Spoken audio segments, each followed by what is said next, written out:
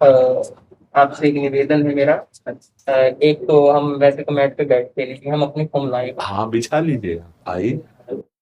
अगर भूमि को मानते हैं ना, तो इसी को भूमि मानकर इसके ऊपर आसन बिछा लीजिए, कोई उसमें फर्क नहीं।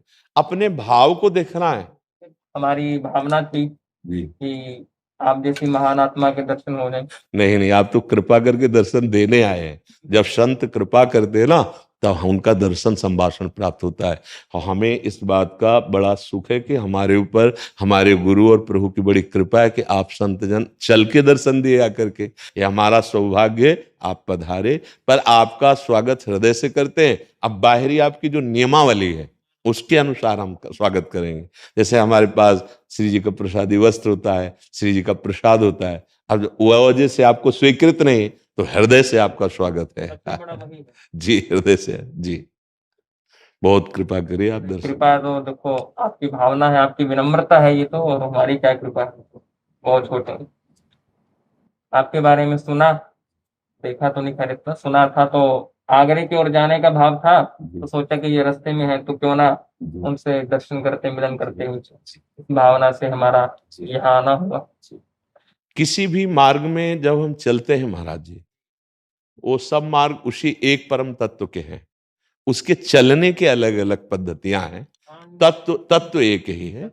हम सबको एक ही बात ध्यान देनी है कि हमारी चित्त वृत्ति सदा, जो गुरु जी ने हमें मार्ग दिया है, जो हमें लक्ष्य बताया है, बस उसी के चिंतन में रहे। हमारा चिंतन अखंड। और एक शब्द आया है शास्त्रों में, तन्मयाहा। हाँ, हम इसका चिंतन न होने पावे,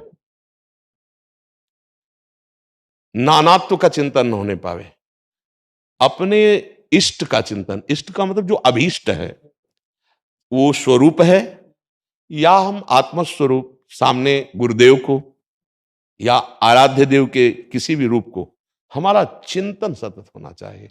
उसी से वस्तु की प्राप्ति होती है। चाहे जिस मार्ग से चले, हमारा चिंतन बचना चाहिए। अगर हमारा चिंतन स्त्री पुरुष नानात्व में, या मान अपमान सुख दुख लाभ हानि में, तो अभी हमारा चिंतन बहिर्मुख है।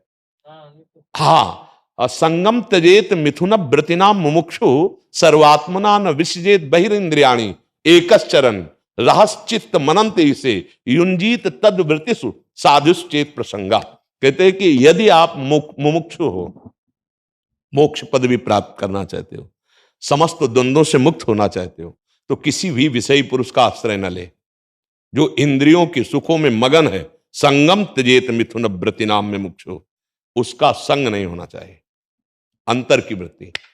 सर्वात्मना न विसजेत बहिरिंद्रियाणि, अपनी इंद्रियों को कभी भी बहिर्मुख नहीं होने देना चाहिए। एकश्चरण, अकेला विचरण करे, अंदर से भी किसी वृत्ति का संग नहीं और बाहर से किसी व्यक्ति का संग नहीं। अगर है तो कमजोरी है हमारी। जब तक परिपक्व अवस्था ना आ जाए, देखो आप तो वस्त्र धारण किए, आपके ही मार्ग में आगे चल करके दिगंबर स्वरूप होता है। हाँ, वो भी संप्रदाय है। हाँ, अब वो आगे स्थिति होती है, उसे हम एक संप्रदाय के तौर तरीके पर धारण करें, वो एक अलग ढंग होता है। लेकिन हर मार्ग का पथिक जब देह भाव रहित हो जाता है, तो अंबर पहने या दिगंबर, दिशाएं ही जिसके वस्त्र हैं। स्थिति समझे। अब तो सर्वात्मना न विसजेत बहिरिंद्रियाणि एकश्चरण, एक अपना स्वरूप है, साक्षात पर ब्रह्म आत्म तत्व ही गुरु रूप में अपना परिचय देने के लिए हमें स्वीकार किया है। हाँ, कोई किसी भी भाव का उपासक हो, गुरुदेव की कृपा के बिना आगे का मार्ग दृढ़ नहीं होता है। एकश्चरण, अकेला। अगर कहीं संग करे तो तद्व्रतेषु, जो आप व्रत लिए हैं, आत्म तत्व का अनुभव करना या भगवत तत्व की आराधना करना, वह उन्हीं का संग हो। शास्त्र आज्ञा करता है, नहीं तो जब तक परिपक्व अवस्था ना आ जाए तब तक साधु सावधान रहे। इससे, अगर इससे सावधान हो गए तो कोई फंसा ही नहीं सकता। सबसे बड़ा माया का जादू ये है। हाँ, अब क्या होता है, हम सब कुछ तो छोड़ दिए, लेकिन जिससे सब कुछ में फंसे थे उसको नहीं छोड़ पाते। हाँ, अगर साधु इसको मिटा दे तो सभा में बैठा हुआ भी एकांत है, विषयों के बीच में भी रहता हुआ उपरति को प्राप्त है। एक होता त्याग, फिर होता वैराग्य, एक होता उपरति।